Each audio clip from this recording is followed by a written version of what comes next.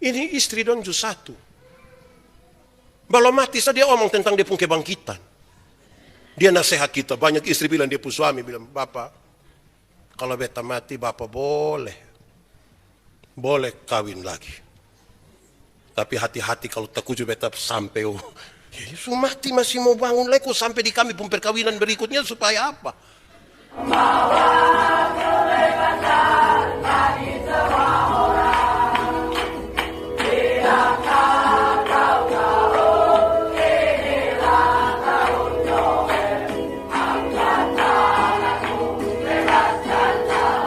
Bapak Ibu Saudara-saudara, kita siapkan hati kita. Kita akan membaca dan merenungkan firman Tuhan. Karena itu saja kita berteduh diri, kita berdoa untuk membaca dan merenungkan firman Tuhan. Mari kita berdoa. Ya Tuhan Allah, kami mohon kepadamu, arahkanlah seluruh hati dan pikiran kami pada pemberitaan firman saat ini. Sebab kami adalah orang-orang berdosa. Dan karena itu sungguh tidak mungkin bagi kami untuk mengerti firman-Mu, kecuali kalau Tuhan menolong kami. Oleh kuat kuasa Roh Kudus-Mu kami mohon. Hari ini kami sungguh-sungguh dimampukan. Bukan saja untuk mengerti firman Tuhan. Tapi lebih dari itu kami dimampukan menjadi pelaku-pelaku firman-Mu. Berkati setiap hati yang sungguh disiapkan untuk pemberitaan ini. Tuhan jauhkan semua penggoda pencobaan. Biar di dalam damai-Mu kami belajar firman Tuhan. Kami rindu pada firman-Mu. Berfirmanlah bagi kami Tuhan. Di dalam nama Yesus firman yang hidup itu kami berdoa. Amin. Bapak Ibu Saudara-saudara, Shalom. Hari ini kita merayakan dan merenungkan kembali makna kematian Tuhan Yesus bagi kita.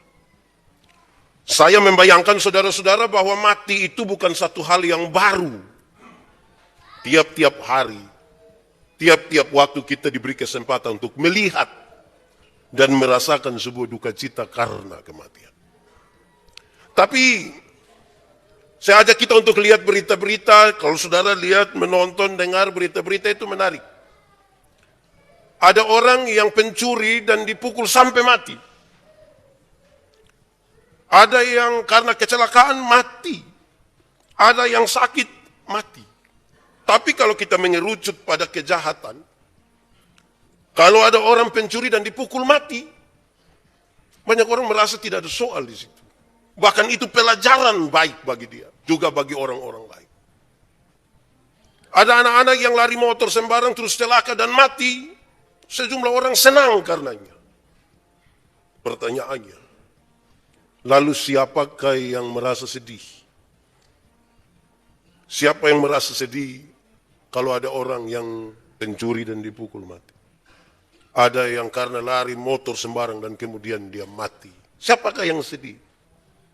Saya kira kita sepakat kalau saya mengatakan yang sedih adalah orang-orang yang dekat dengan dia. Yang sedih adalah orang-orang yang punya relasi dengan dia. Yang sedih itu mungkin adalah orang tuanya, saudara-saudaranya, orang-orang yang betul-betul merasakan kebersamaan dengan dia. Sehingga saudara-saudara, pada sekian kali ketika kita berada dalam kesempatan merenungkan kembali makna kematian Yesus, untuk merasakannya dalam-dalam, pertama kita harus pastikan bahwa kita adalah orang yang punya relasi dengan dia. Supaya kita memahami kesengsaraan ini tidak seperti orang lain yang tidak kenal Tuhan Yesus. Menyadari lebih duluan siapa kita di hadapan Tuhan Allah. Menyadari lebih duluan hubungan kita dengan Tuhan. Saudara, saya mulai khotbah ini dengan bertanya kepada kita sekalian. Sebagai sebuah pertanyaan yang penting sekali untuk kita jawab. Mengapa Yesus mati? Mengapa Yesus mati? Kalau pertanyaan ini ditujukan kepada kita dan kita renungkan dengan baik, kita temukan bahwa Tuhan mengizinkan kehadiran dirinya di dalam Yesus Kristus mati karena dia ingin menunjukkan kasihnya kepada saya dan kepada saudara. Kasih bukan kata-kata. Betul-betul ketika dia bilang karena begitu besar kasih Allah akan dunia ini. Dia mengaruniakan anaknya yang tunggal. Kata-kata itu dinyatakan dalam tindakan, bahkan dia taat sampai mati. Jadi kalau pertanyaannya, mengapa Yesus mati? Pertama, karena dia mengasihi kita. Kedua, karena Tuhan Yesus menggenapi tuntutan hukum Taurat. Siapa yang kasih keluar itu hukum Taurat? Tuhan yang kasih keluar. Sampai sejauh mana ketaatan itu dinyatakan kepada Yesus, di dalam Yesus. Kenapa? Tidak bisa diabaikan hukum Taurat begitu saja. Yang berdosa, yang salah harus dihukum. Harus. Dan ini sebuah bentuk, sebuah pernyataan, kenyataan, bahwa Allah itu konsisten dengan apa yang dia sampaikan. Yang salah harus dihukum. Bahkan dihukum mati. Bersyukur. Karena kita yang bersalah ditanggungkan dan ditimpakan kepada Yesus. Ketiga, saudara-saudara, kematian Tuhan Yesus sekaligus menghancurkan pekerjaan iblis. Iblis mau supaya manusia ini berdosa. Iblis mau supaya manusia meninggalkan Tuhan Allah. Tetapi kematiannya ini menghancurkan apa yang menjadi kehendak iblis. Saudara-saudara, dengan demikian, maka saya kira yang paling penting untuk kita ambil kesimpulan sementara di sini adalah karena kasih dan konsistensi Allah, dia mati bagi saya dan saudara. Kebencian menjadi ditekan dan diredam karena kasih. Yesus mati bagi kita. Tidak ada nama lain. Tidak ada orang lain. Dan kenapa dia mau mati, saudara-saudara?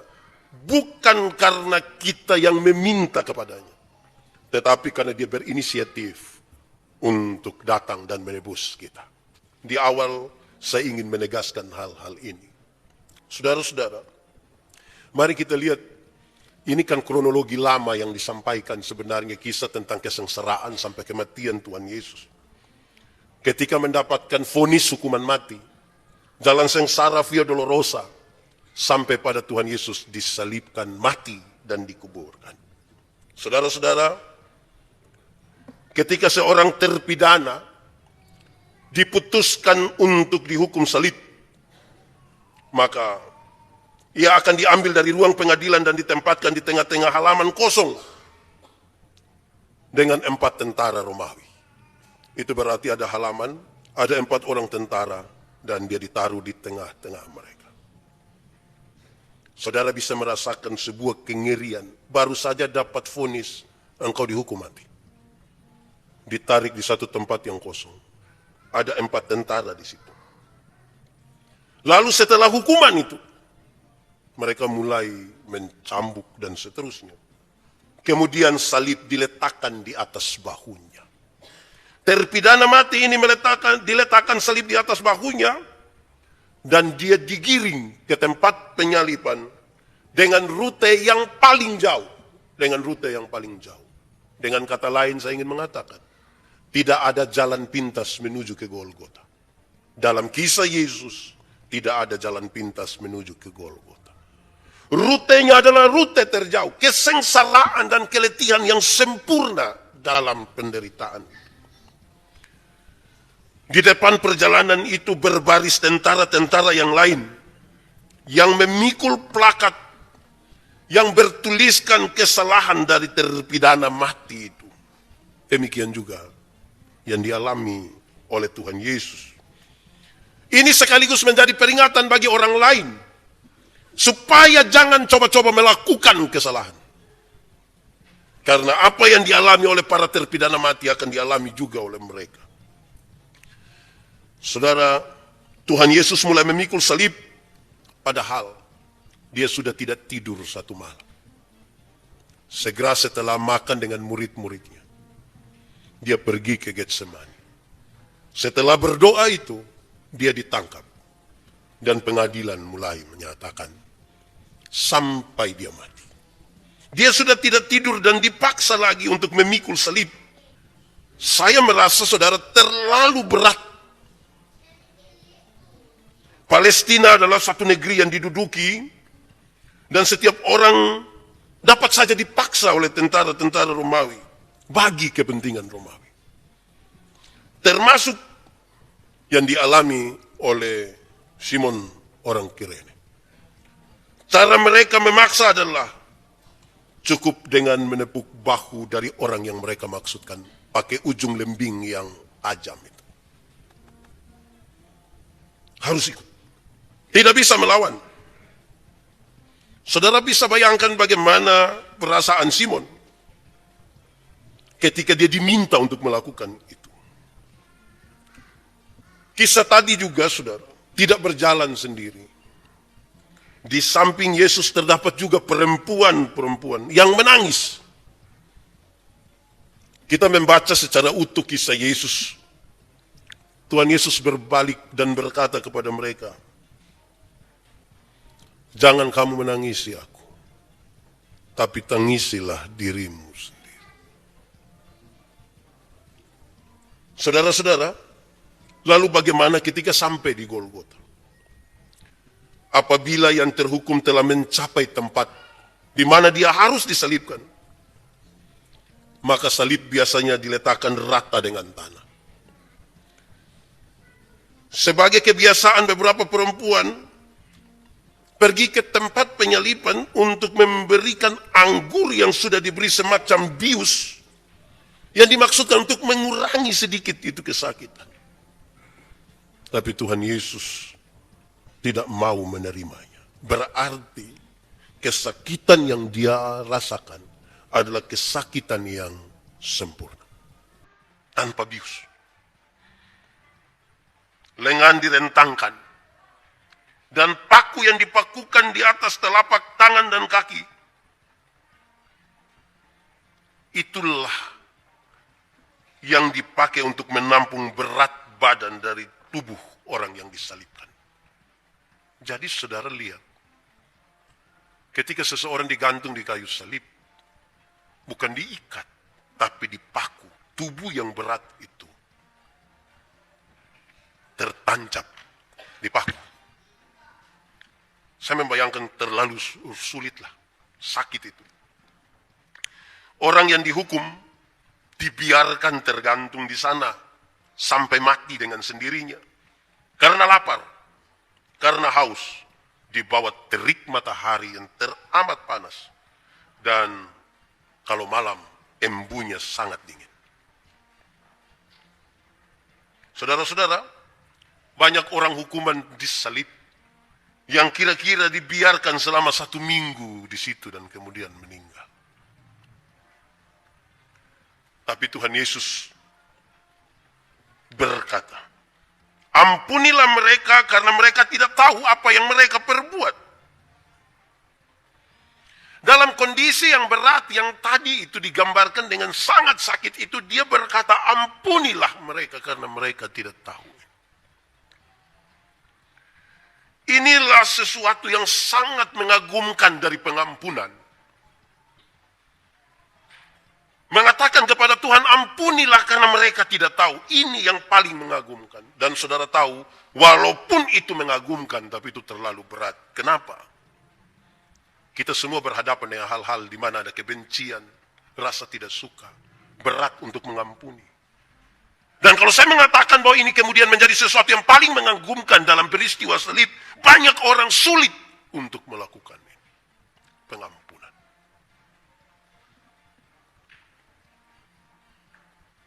Tapi Yesus juga berkata, "Hari ini aku bersama-sama dengan kamu di dalam Firdaus." Perlahan-lahan semua orang dibawa, bahwa cerita tentang kematian Yesus harus membawa orang sampai pada pertobatan. Ada hal di mana mungkin kita tidak tahu bahwa kita jatuh di dalam dosa, tapi selanjutnya di salib itu ditegaskan, "Hari ini juga aku bersama-sama dengan kamu di Firdaus." Kisah tentang kematian Kristus harus membawa seseorang sampai kepada pertobatan. Jadi kalau hari ini saya dan saudara-saudara mengulang kembali kisah kematian itu, bertanya berulang-ulang, saya bertobat hari ini atau tidak? Harus bertanya kembali. Kalau tidak, ini sebuah kisah yang biasa saja. Pertobatan di dalam Alkitab itu, saudara-saudara, adalah sesuatu yang dimulai dari pertobatan cara berpikir tentang apapun yang salah. Pertobatan selalu dimulai dari pertobatan cara berpikir. Banyak orang mulai dengan berusaha mengekang diri, bukan merubah cara berpikir. Saudara bayangkan, saudara-saudara, kadang-kadang kita rencana, saya mau berhenti merokok. Terus ini hari dia diam. Orang tanya, "So tidak rokok?" "Tidak." "Berapa hari?" 7 hari. Mantap Hari berikut, hari ke-8, dia ulang lagi. Karena yang dia lakukan itu adalah upaya tahan diri, bukan rubah duluan di sini. Saudara, kalau kita bukannya rubah duluan di sini, di mana Kristus masuk dan membentuk yang dia mau bagi kita, kita nanti kelihatan di luar baik. Kelihatan tidak marah, kelihatan, tapi ternyata di dalam tidak seperti itu. Karena itu dia harus mulai dari sini. Tuhan Yesus menyerahkan nyawanya. Tuhan Yesus menyerahkan nyawanya kepada Allah Bapa. Jelas kematiannya bukan sebuah kematian yang sia-sia. Dia tahu kepada siapa nyawanya diserahkan. Bukan sesuatu yang sia-sia. Ada orang mati sia-sia, saudara. Tidak mempersiapkan kematiannya. Hidup dipersiapkan, mati tidak dipersiapkan. Bahkan mati dalam kesia-siaan. Saudara bayangkan ketika kita pun anak mau lahir, PUSG, kalau dia laki-laki dong siap yang biru, lahir perempuan. Yang perempuan dong siap yang pink, dong siap betul-betul ini dia pun kelahiran. Tapi sayang, tidak disiapkan pada perjalanan menuju kematian. Ada orang yang mati dalam kesia-siaan. Mabuk sampai mati. Separuh bukan mabuk Shopee, mabuk foto. Sampai mati. Untuk apa? Geser begini, jatuh turun. Jadi saudara-saudara, banyak orang tidak seperti itu. Lalu bagaimana dengan kita? Saudara, karena itu hidup dan mati memang harus diserahkan kepada Tuhan. Hidup dan mati harus diserahkan kepada Tuhan. Mati itu harus mati dalam kepastian. Ini menjadi serius sekali. Saudara-saudara, di tengah penderitaan Yesus, dia berseru, "Eli, Eli, lama sabachthani." Ya Allahku, mengapa engkau meninggalkan aku? Yang menarik, saudara-saudara, adalah beberapa orang bilang begini, coba nanti kita lihat, apakah Elia nanti datang menolong dia. Semua orang berbicara, termasuk para imam-imam kepala pun berbicara, bahkan termasuk penjahat-penjahat yang di samping kiri kanannya juga ikut bicara. Hanya sedikit yang berbicara baik. Atau mungkin hanya satu yang bilang, ingatlah aku kalau engkau datang sebagai raja. Yang lain bicara tidak baik. Apa yang ingin saya sampaikan di sini? Banyak orang bersenang-senang di atas penderitaan orang lain. Di kondisi yang sangat rumit itu Tuhan Yesus masih dibuli lagi. Dalam kondisi yang sangat mengenaskan. Dia masih dibuli. Bukankah ini sebuah kejahatan kemanusiaan yang serius sekali? Di tengah-tengah melihat ini kematian di depan mata, orang masih membuli dia. Bayangkan perasaan kita macam apa. Kita akan kembali ke tengah-tengah kehidupan bermasyarakat. Dan kita akan berjumpa dengan orang-orang yang akan mati dengan tadi. Ada yang mati karena pencuri, baru kena pukul mati, ada yang celaka mati. Dan banyak orang masih ingin mengatakan. Saudara tahu, ada sejumlah kematian yang kemudian menjadi bahan olok-olokan. Berhadapan dengan kematian. Padahal pada saat yang sama, kita ini tidak tahu nanti kita mati seperti apa. Sekarang saudara-saudara, ketika Yesus mati, saya ingin fokus di sini. Tabir bait suci terbelah menjadi dua. Suatu tanda bahwa kematian telah membuka jalan kepada kita semua untuk datang kepada Tuhan Allah. Tabir bait suci terbelah. Dan sekarang kita ini diberi jalan seluas-luasnya untuk datang kepada Tuhan Allah. Dia punya soal, jalan sudah terbuka tapi banyak orang tidak mau datang. Saya senang hari ini gereja banyak orang itu saya senang. Ini betul-betul hari ini tabir bait suci telah terbelah. Semoga ini tabir ini betul-betul terbuka hari Minggu nanti. Dan minggu depan. Dan minggu-minggu ke depan. Amin. Saudara, hak kesulungan itu mengandung beberapa makna di dalamnya. Satu yang paling berkaitan dengan ini. Hak kesulungan itu berkaitan dengan hak untuk beribadah kepada Tuhan Allah. Hak untuk apa? Beribadah kepada Tuhan Allah. Ibadah itu hak, bukan kewajiban. Tapi masih banyak orang beribadah karena kewajiban, bukan hak. Padahal kalau ibadah itu kita lakukan seperti menuntut hak. Tanpa diperintah pun itu terjadi. Beberapa hari di ibadah rumah tangga ini saya bawa firman yang berbahagialah orang yang lapar dan haus akan kebenaran karena ia akan dipuaskan. Lapar. Lapar itu kalau tanpa diperintah sekalipun kita cari makan. Saya malam-malam kalau tidak kenyang itu saya tidak bisa tidur. Woi, ini sama kayak ada masalah keluarga ini. Akhirnya keluar lihat, pokoknya kan kami tinggal di Ertari, jadi kalau keluar Iko Kuaninos itu asap di mana, jelas. Itu tempat tujuan itu. Tanpa ada yang suruh kita cari kalau lapar. Haus juga demikian. Kita kalau haus, mau malam kah, mau pagi kah, mau sore, cari. Betul kok tidak? Siapa di sini yang biasa tahan haus? Tidak ada. Haus cari. Kalau kita mencari kebenaran, seperti lapar dan haus. Kalau kita beribadah, seperti lapar dan haus. Maka kamu akan dipuaskan. Seperti lapar dan haus. Tabir sudah terbelah. Maka kita diberikan jalan seluas-luasnya. Manusia yang tadinya berdosa dan tidak layak harus dihukum. Sekarang dia dibebaskan untuk datang kepada Tuhan Allah. Ya itu mesti ditanggapi. Kan kita lagi merayakannya hari ini. Supaya ini perayaan jangan menjadi sebuah perayaan yang sia-sia. Darah Yesus telah tercurah sebagai korban untuk menyelamatkan manusia. Sebentar sore kan ada perjamuan kudus. Untuk apa? Merenungkan kembali pengorbanan di mana tubuhnya dipecahkan dan darahnya dicurahkan untuk menyelamatkan manusia. Darah yang tercurah. Tercurah darah Tuhanku. Supaya kita diselamatkan. Saya lihat kalau orang-orang datang terima ini, anggurinkan dilihat Bapak dia berdoa. Ya kita juga tidak tahu dia doa apa, tapi bah itu toh. Subah itu. Tapi jangan hanya itu sepotong itu. Dia mesti terus. Karena itu begitu penting. Yesus berkorban bagi kita. Saudara-saudara, banyak orang yang anggap remeh ini darah Tuhan Yesus ini. Saya paling jengkel orang yang sudah tidak pergi gereja lagi, tidak ikut perjamuan lagi, duduk minum minuman keras di situ. Pendeta bilang, "Oi, buat apa itu?" Perjamuan Bapak. Kira ini kata perjamuan ini sama kayak kita duduk makan puji, main-main begitu.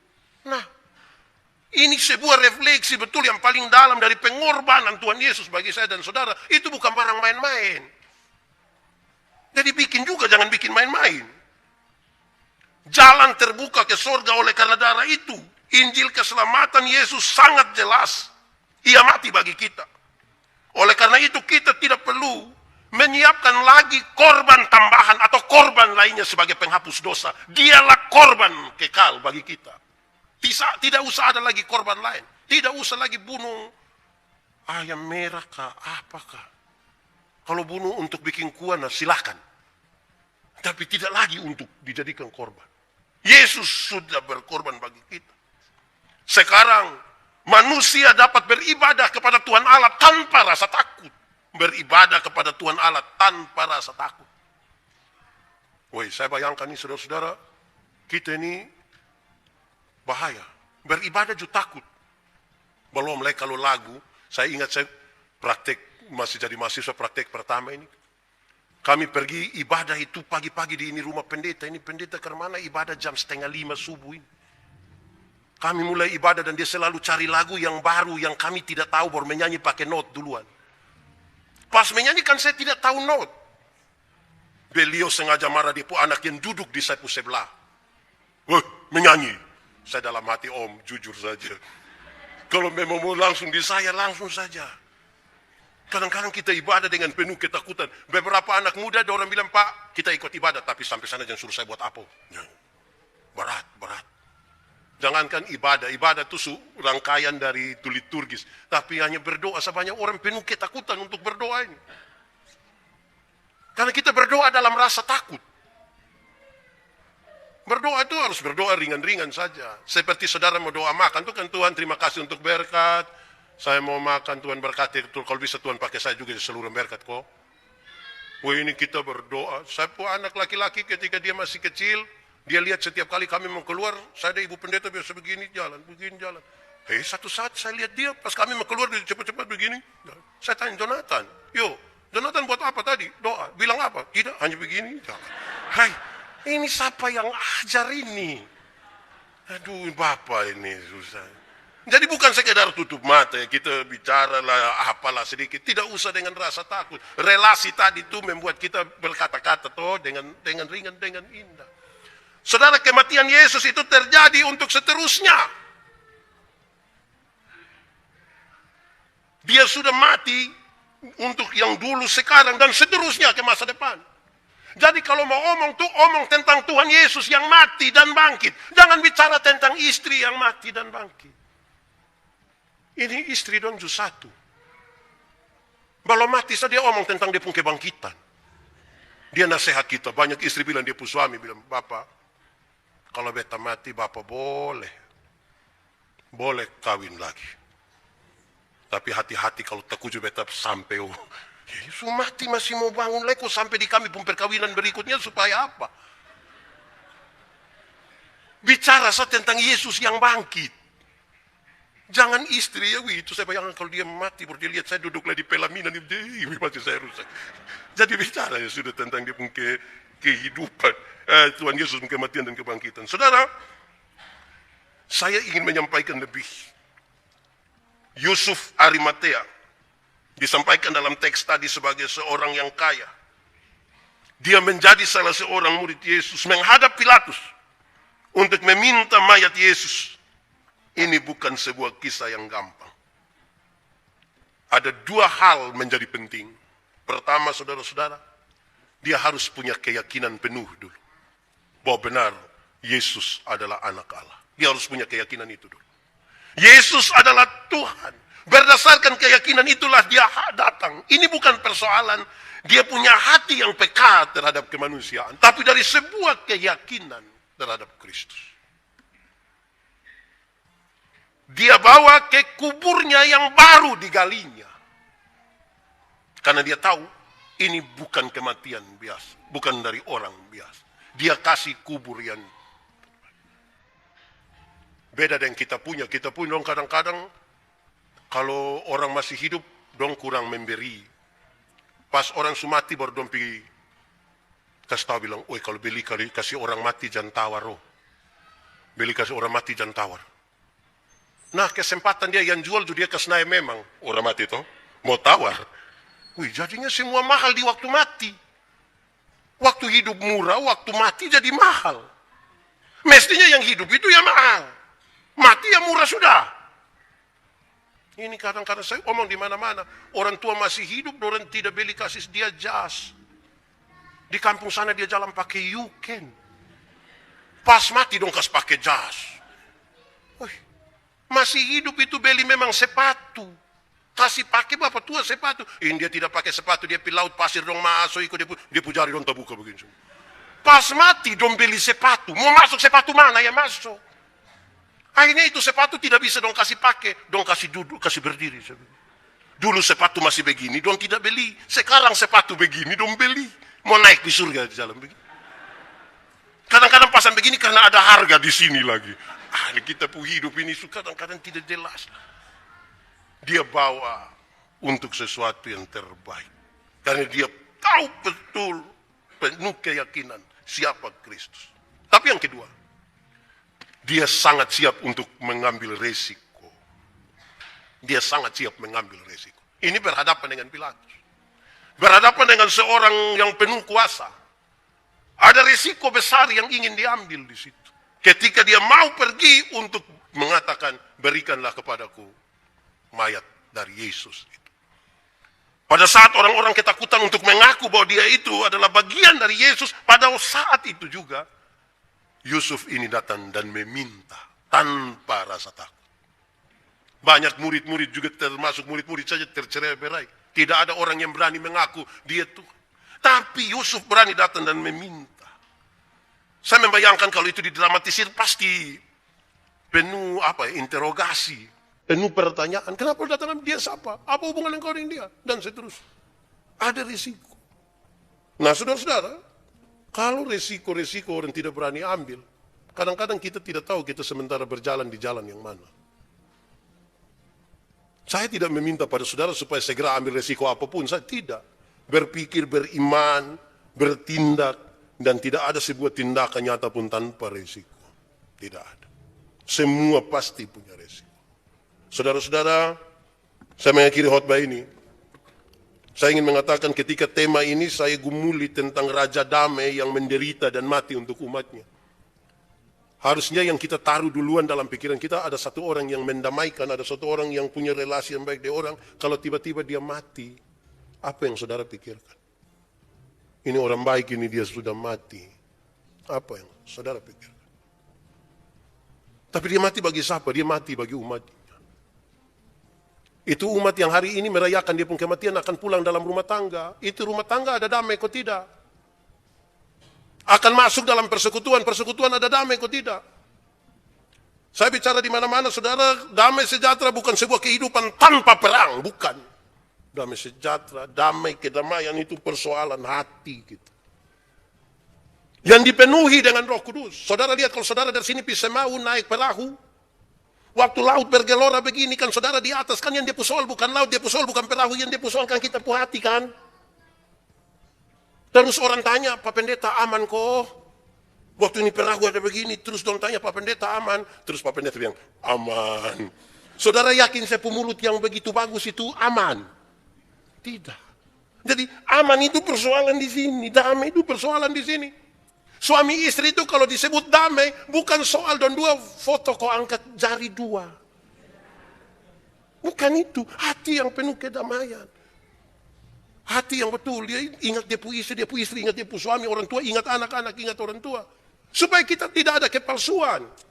Karena damai itu kita kasih tahu bilang, Papa, ganti itu celana. Kok kenapa? Masa Papa pakai legging? Mungkin kita damai, kita mau kasih tahu dia. Supaya aman. Kita menggumuli banyak hal bersama-sama. Supaya tetap damai. Bukan, damai itu beda dengan kompromi-kompromi ya. Sebuah sikap dalam keadaan yang membuat kita menyatakan sesuatu supaya damai. Ini. Hati yang tidak damai itu saudara-saudara menjadi tidak beres bagi banyak hal. Saya kalau hati tidak damai makan jus susah, tidur jus susah, semua susah habis karena soal hati. Karena itu jaga kita punya hati supaya penuh dengan damai. Kristus itu biar dia masuk di dalam hati kita. Kita tinggal bersama-sama dengan dia. Tuhan Yesus memberkati kita. Mari kita tunduk kepala di hadapan Tuhan. Mari berdoa. Ya Tuhan Allah, terima kasih. Tuhan terlalu baik bagi kami.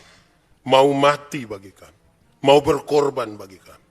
Oleh karena kami, Engkau diludahi, Engkau disiksa, Engkau dianiaya, Engkau disalibkan, Engkau dibunuh mati karena kami. Tuhan kasihani kami. Yang sangat berdosa ini. Biarlah pendamaian yang sudah Tuhan kerjakan melalui pengorbanan Tuhan itu akan menjadi bagian kami dalam kehidupan kami di rumah, dalam kehidupan kami dalam jemaat, dalam kehidupan kami di tengah-tengah kehidupan bermasyarakat kami. Biarlah firman-Mu menjadi pelita bagi kaki kami, sekaligus terang bagi jalan kami.